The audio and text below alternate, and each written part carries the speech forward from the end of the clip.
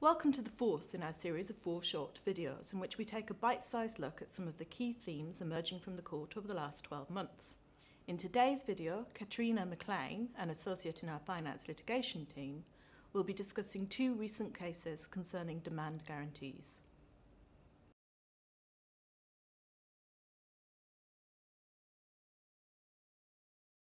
This discussion examines 2 recent cases in relation to demand guarantees and highlights the importance of careful and accurate drafting of any demand guarantees and the demands pursuant to those guarantees in order to obtain the security they are intended to provide. A traditional guarantee operates as follows. A guarantees B's obligation to pay C. A's obligation is to see to it that B pays C. A's obligation is secondary to the obligation of B to pay C. If B has no liability to C, nor does A. Any variation of B's liability without A's consent discharges the guarantee. Demand guarantees operate differently as a matter of law to a traditional guarantee. A, the guarantor, and usually a bank, agrees that if the principal debtor, B, does not pay a sum that C claims is due from B, A will pay that sum on demand. Usually, the instrument contains specific conditions as to the terms of the demand in order for it to be valid. The demand guarantor's liability is a principal obligation, and therefore, in contrast to traditional guarantees, the courts have held that even if there is a dispute about the underlying debt, the guarantor is liable in any event. Unless, of course, the demand guarantee provides otherwise, such as for payment only on production of an arbitration award. A payment demand guarantee therefore provides security for the seller of goods, protecting against non-payment by the purchaser.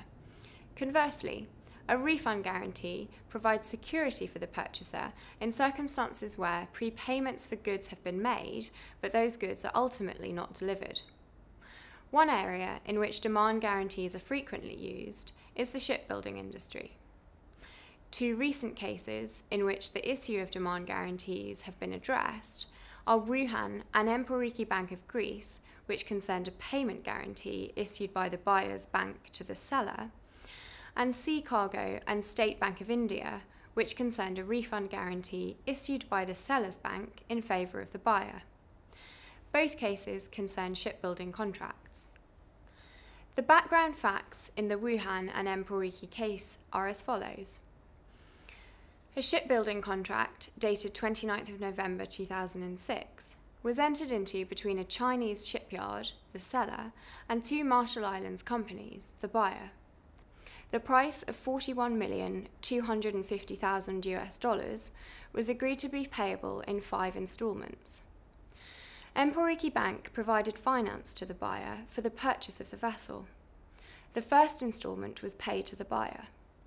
The second instalment, which amounted to just over $10 million US, was payable within 5 New York banking days of receipt by the buyer of a refund guarantee to be in agreed form, together with a certificate of the cutting of the first steel plate of the vessel.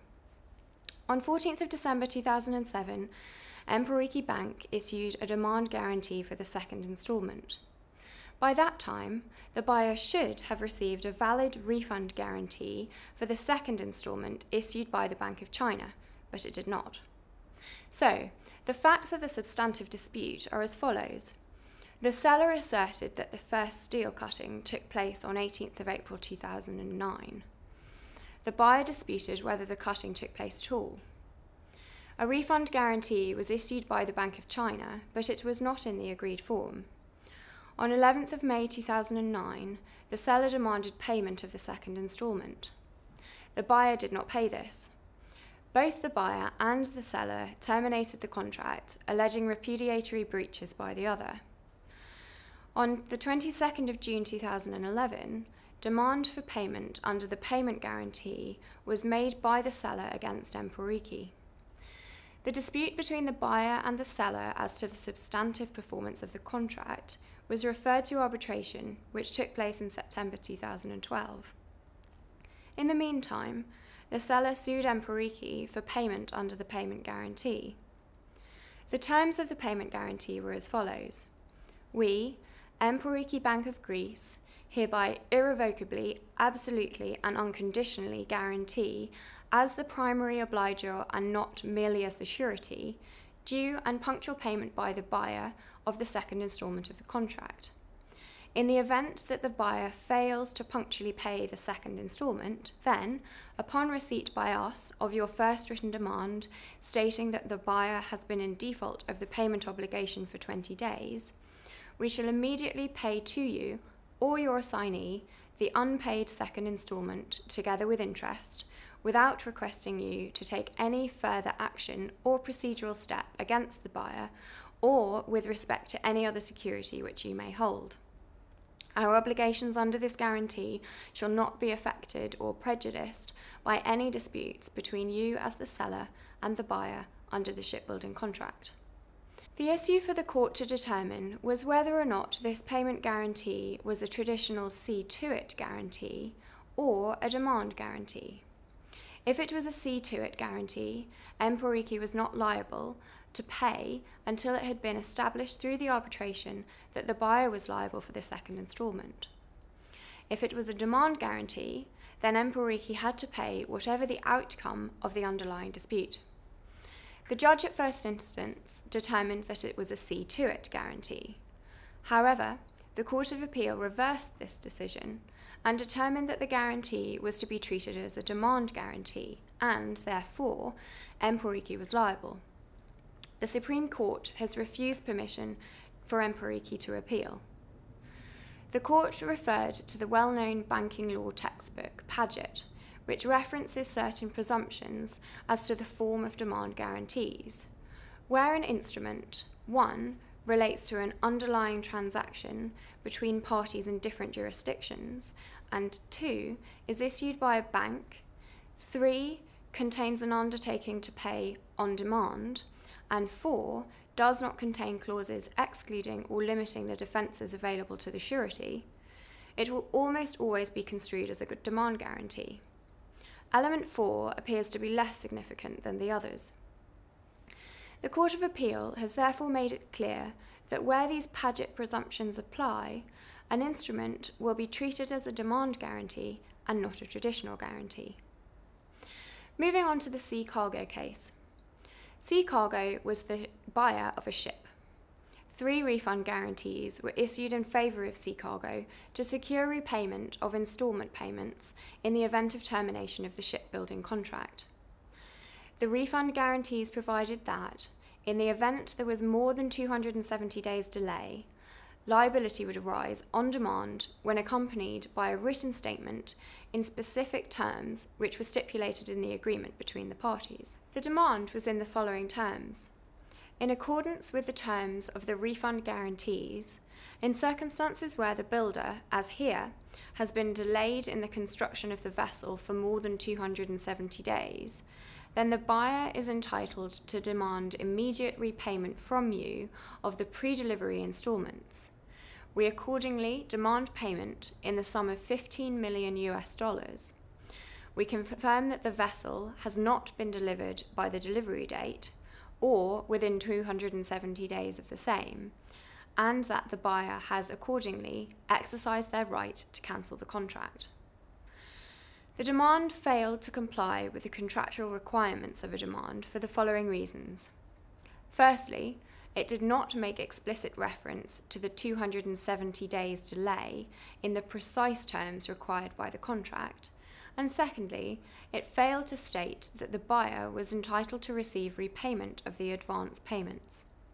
For these reasons, State Bank of India asserted that the demand did not comply with the terms of the guarantee and that it did not have to pay the demand. So, is strict compliance a prerequisite of a valid demand under a demand guarantee? The short answer is yes. Strict compliance is a principle relating to letters of credit generally.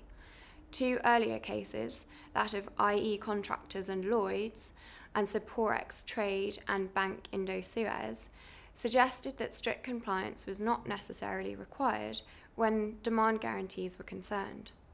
However, In the Sea Cargo case, the judge determined that there was a need for strict compliance. The judge considered that the demands did not comply with the requirements for the guarantee for the terms of the demand, and accordingly determined that the demand was invalid and rejected the claim made pursuant to the refund guarantee. The reasoning behind the Sea Cargo decision is that the guarantor is not party to the underlying contract and cannot be expected to investigate the underlying facts of the dispute. It was not sufficient for Sea Cargo to refer in its demand to certain matters under the contract while not specifying them expressly for the guarantor. The court determined that the bank could not reasonably be expected to know what was meant by Sea Cargo's statements in the refund guarantee, and in such circumstances, the court determined that it was unlikely that the parties would have intended such statements to trigger the guarantor's liability. The demand could not be said to be free from ambiguity, and an ambiguous demand could not be a compliant demand. In the light of these decisions, if a buyer's demand under a refund guarantee transpires to be invalid, it will be particularly important for the buyer to act quickly in correcting the demand, otherwise it faces losing the ability to pursue the refund guarantee forever in the event the refund guarantee itself expires. Further, particular care should be taken when amendments to the original contract are made, such that any of the changes which impact the demand guarantee are separately reflected in both the demand guarantee and the demand itself. So, by way of conclusion, these recent cases emphasise the importance of clarity in the drafting of demand guarantees to match with the terms of the underlying contract, and ensuring that the demand reflects what is required by the guarantee itself.